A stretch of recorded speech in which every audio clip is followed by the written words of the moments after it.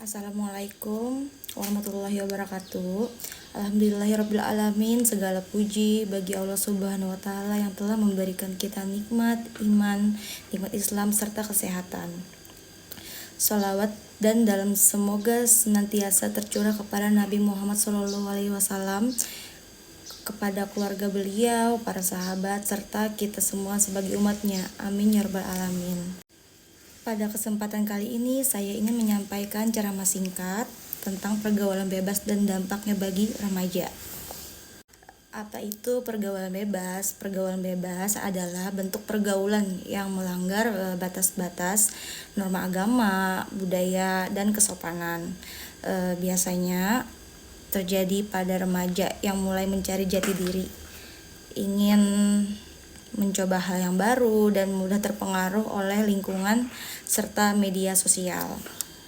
Contoh pergaulan bebas antara lain berpacaran secara berlebihan hingga menjurus pada perbuatan zina, mengkonsumsi alkohol dan narkoba, nongkrong di tempat yang tidak pantas hingga larut malam, meniru gaya hidup berat tanpa filter agama.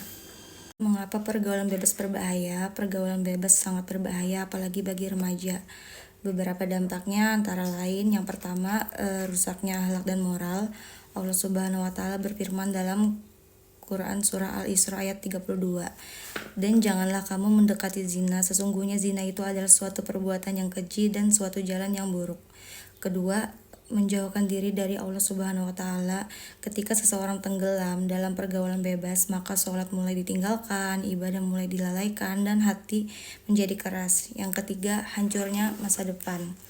Banyak remaja yang kehilangan fokus belajar, terkena penyakit, hingga hamil di luar nikah karena pergaulan yang salah.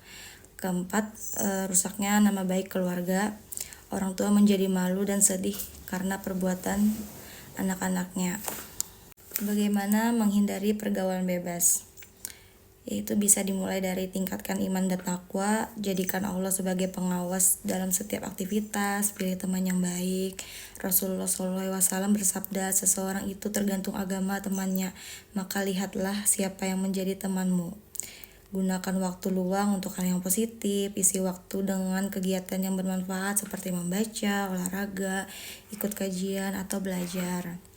Berani menolak ajakan maksiat, tegaskan diri dalam menjaga prinsip dan tidak ikut-ikutan hanya karena takut tidak dianggap gaul.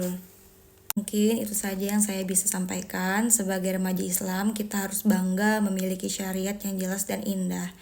Jangan rusak masa depan hanya karena mengikuti hawa nafsu sesaat. Jadilah remaja yang kuat iman, baik akhlaknya, dan berguna bagi agama dan bangsa. Semoga kita semua dijauhkan dari pergaulan bebas dan dikuatkan untuk selalu berada di jalan yang diridhoi Allah Subhanahu wa taala. Amin ya rabbal alamin. Wassalamualaikum warahmatullahi wabarakatuh.